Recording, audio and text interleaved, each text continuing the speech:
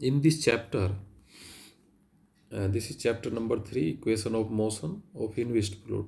सबसे पहले इनविस्ड फ्लूइड क्या होता है आप जानते हैं, पहले चैप्टर में हम पढ़ा चुके हैं। It does not exert any sharing stress whether it is in rest और इन मोशन। एग्जाम्पल वाटर और एयर। अब 3.1 है ये Euler's equation of motion we will obtain here.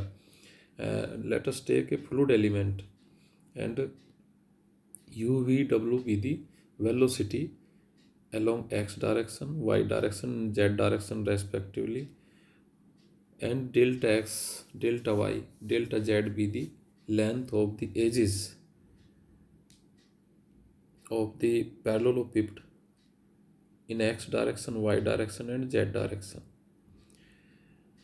Let capital X, Y, Z be the component of external forces per unit mass at time t at P, and rho be the density and P be the pressure.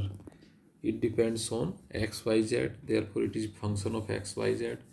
Then we have the force on the plane PBCD.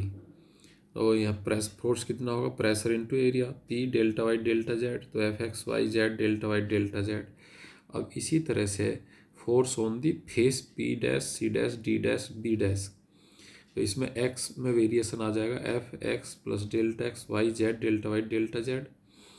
अब इसी तरह से जो है the net force in X direction due to force on P B C D and P dash B dash C dash D dash, F X Y Z minus F X plus delta X Y Z, और these are in brackets into delta y delta z.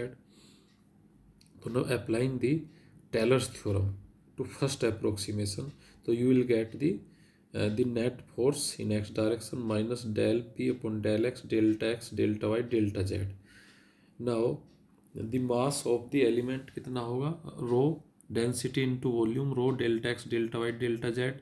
तो external force in X direction on the parallelepiped क्या होगा, capital X rho del X del Y del Z होगा। Now applying the Newton second law, Newton second law क्या है, mass into acceleration equal to force.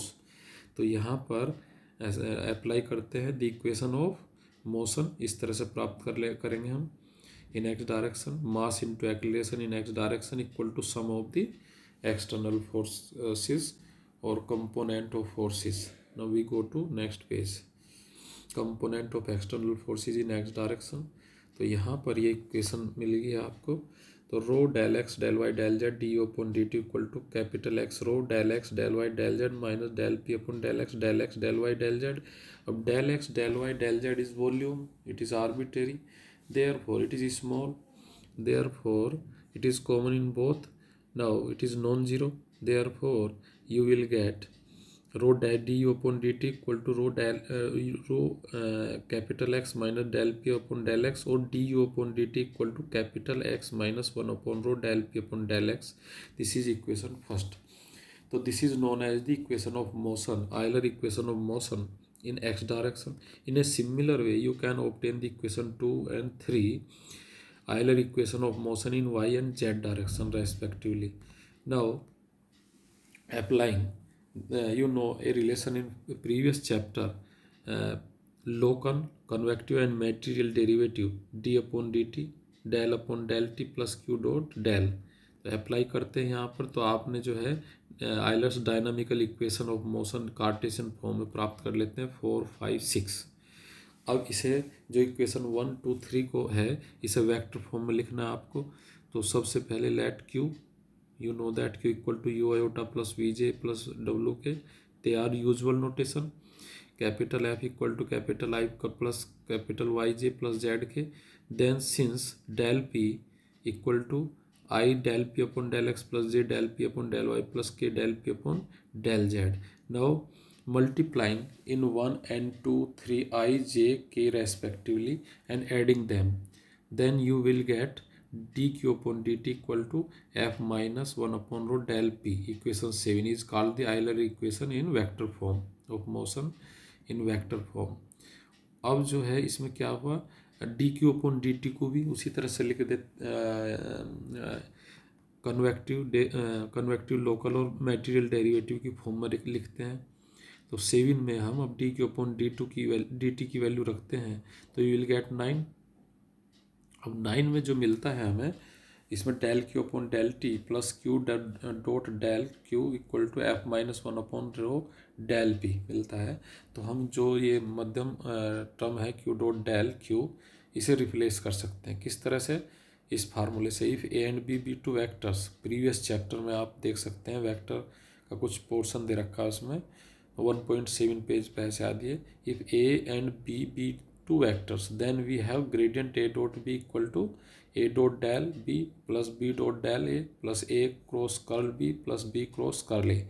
अब यहाँ पर ए और B यहाँ क्यू है, तो ए और बी के स्थान पे क्यू रखेंगे तो you will get del of Q dot Q equal to 2 in bracket Q cross curl Q plus Q dot del into Q, ये प्राप्त करते हैं।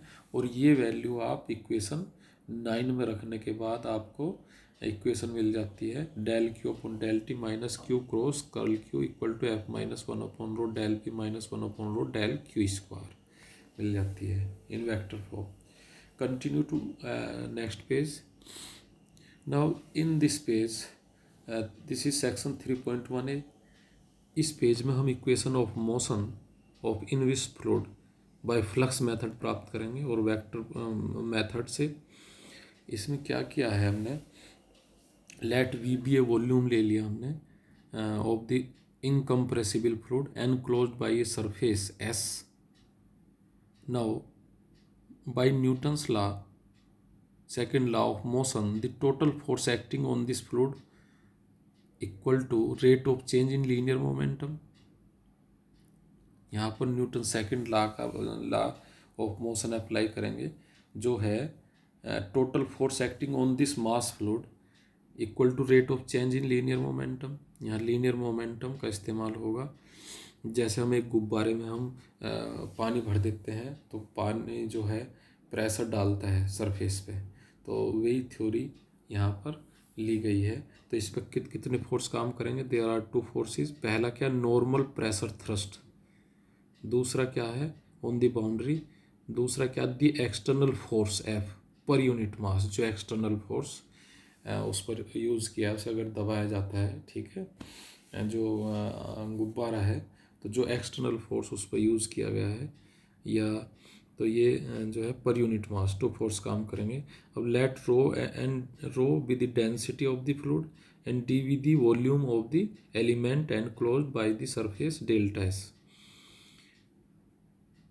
8 point P, let Q be the velocity of the fluid particle 8P, तो then the mass of the fluid element कितना हो, रो del D we, ये remains constant रहता है हमेशा, ठीक है, रो डी वी। अब जो है then the momentum m of the volume v is given bye momentum क्या होगा आपका Q डॉट इंटू मास, यानी कि एम वी आपने पढ़ा होगा पहले भी। तो जो पूरे वॉल्यूम का जो मोमेंटम होगा इंटीग्रेट कर देंगे, m बराबर integrate over v of q dot rho D V, तो इक्वेशन 2 होगी।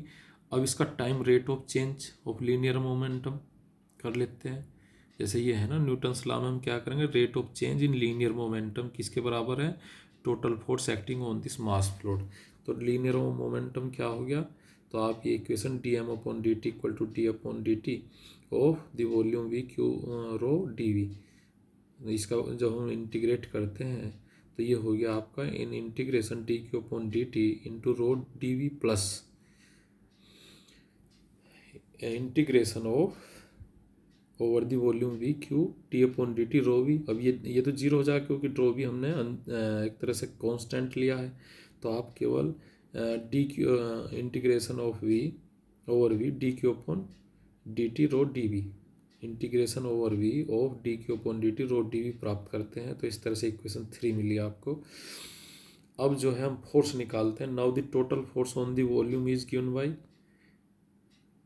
Force into rho T V, element पर जो फोर्स है, और जब टोटल फोर्स वॉल्यूम पे होगा तो हम वॉल्यूम इंटीग्रेशन कर देंगे ओवर वी, तो इक्वेशन 4 मिली।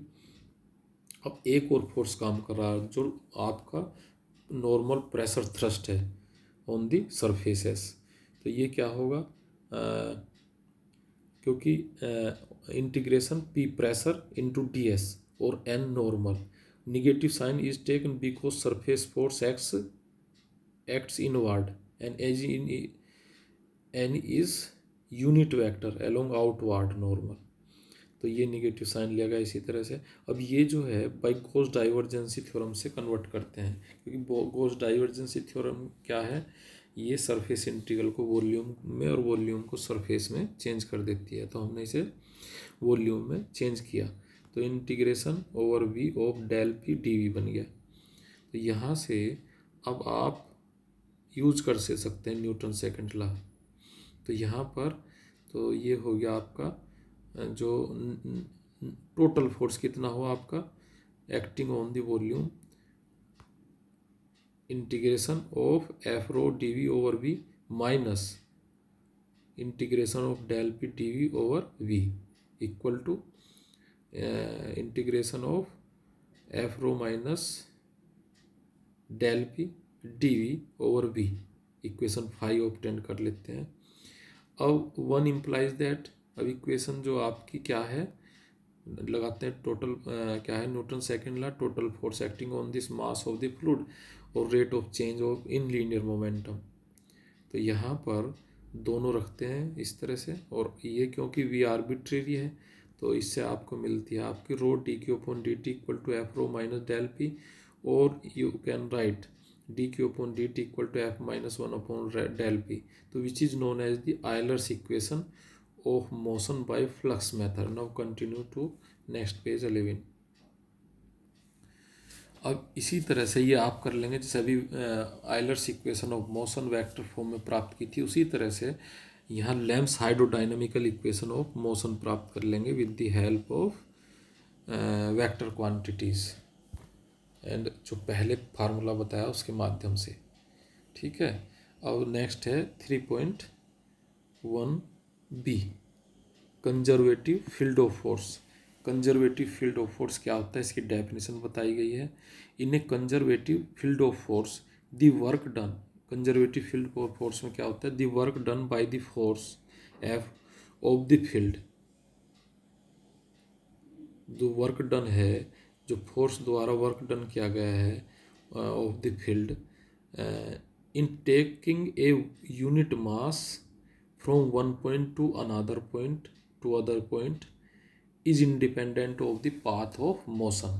तो ये है क्या होता है इन कंजर्वेटिव फील्ड ऑफ फोर्स में जो वर्क डन किसी फोर्स द्वारा किया जाता है, जो अप्लाइड फोर्स है, work done by the force F of the field in taking one unit mass from one point two other point is independent of the path of the motion. ठीक है, और अगर इसे हम मैथमेटिकल कहें, यदि force जो है F equal to capital X I plus capital Y J plus Z capital Z K है, अप्लाइड कर रखा है, किया है, तो आप जो है कंजर्वेटिव फील्ड की डेफिनेशन से there exist a scalar point function V X Y Z exist.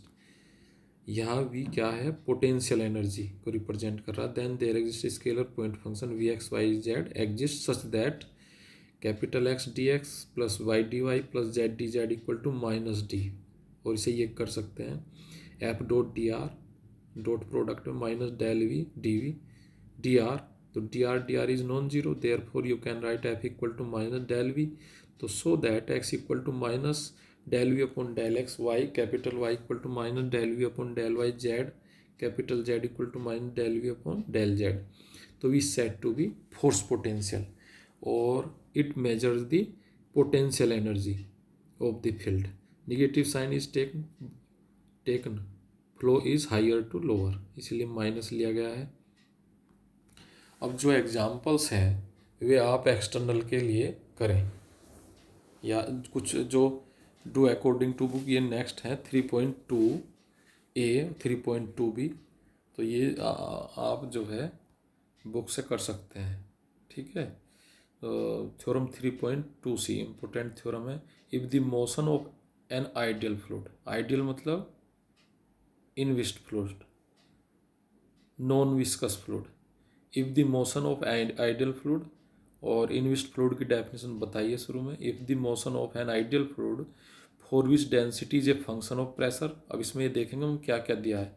क्या दिया है आइडियल फ्लूइड में, motion of and ideal fluid, density is a function of pressure, ठीक है, और मोशन कैसी है इसकी, स्टडी है, इंडिपेंडेंट ऑफ टाइम है, and the external forces are conservative. तो ये तीन चीज़ इसमें यूज़ की गई हैं किसमें, इस थ्योरम को प्रूव करने में। अगर ऐसा है तो एक family, there exist a family of surfaces which contain the streamline and vortex lines, ये प्रूव करना हमें। तो हम जानते हैं equation of motion in vector form is given by del Q upon del T minus Q cross curl Q equal to F minus one upon rho del P minus one upon two del Q square, ठीक है। अब देखिए इसमें F क्या है, minus del we रख दीजिए, और साथ में del Q upon del t क्या जीरो हो गया, और इसी के साथ पी जे फंक्शन किसका है, P is a function of, ये density is a function of pressure, density is a function of pressure. तो यहाँ पे हम एक फंक्शन और बना लेते हैं। तो ये एफ यहाँ लिख लिया, del Q upon del t हो गया, F equal to minus del V हो गया, और density is a function of pressure है, तो there must be a function capital P such that del capital P equal to one upon rho del p pressure. तो ये सारी चीज़ हम equation one में रख देते हैं, तो आपको ये प्राप्त होगा del in bracket V plus P plus Q square upon two equal to Q cross curl q, ठीक है, इक्वेशन टू प्राप्त होगी। अब ये जो है, क्योंकि हमें दिखाना है कि there exist surface which contain stream lines and vortex lines. Stream line क्या है क्यू, वोर्टेक्स लाइन क्या है कर्ल क्यू, तो omega equal to curl q रखिए वोर्टिसिटी वेक्टर, और रखने के बाद आपको क्या मिला, del in bracket V plus P plus Q square upon two equal to Q cross del, ठीक है।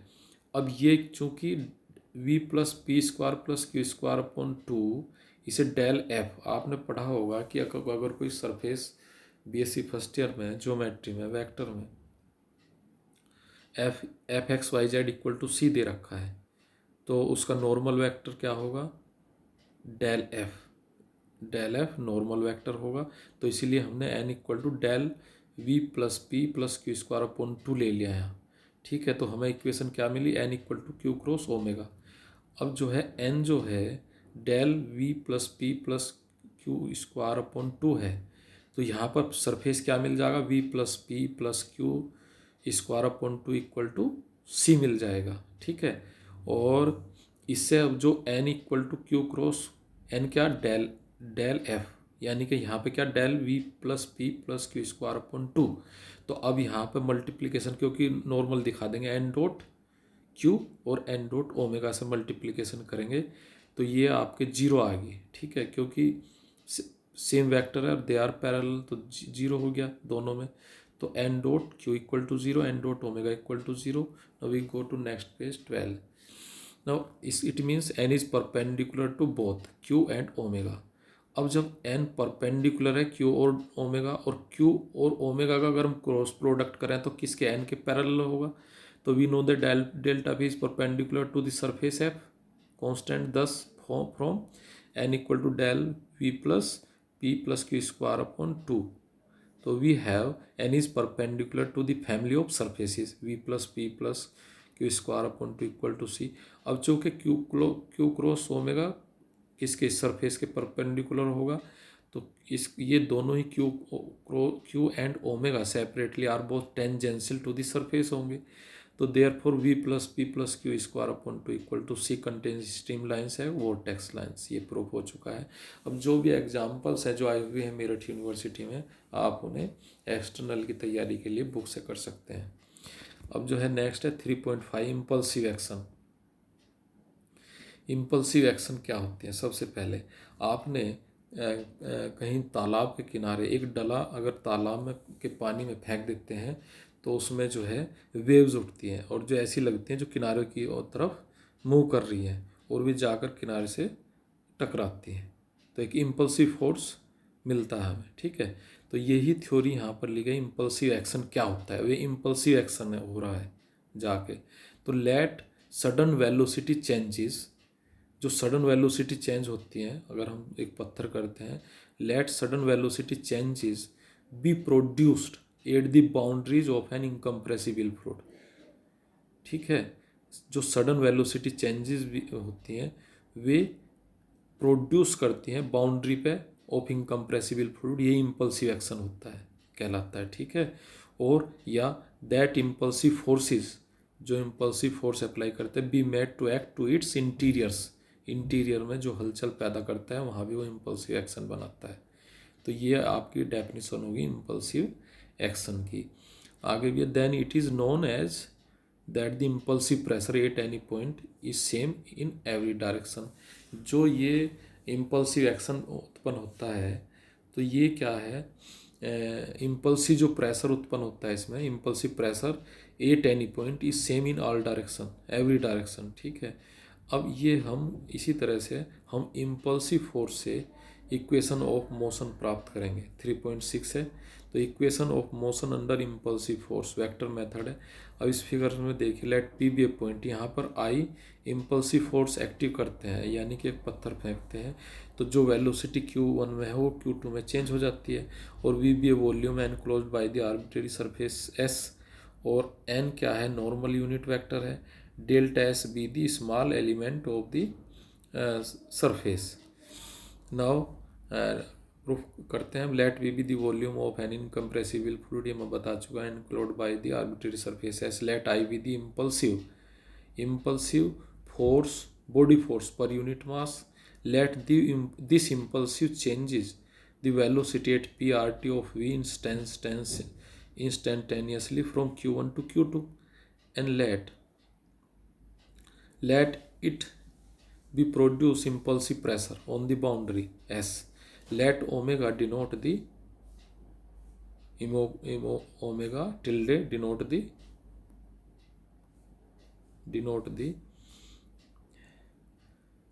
impulsive pressure on the element delta s of s.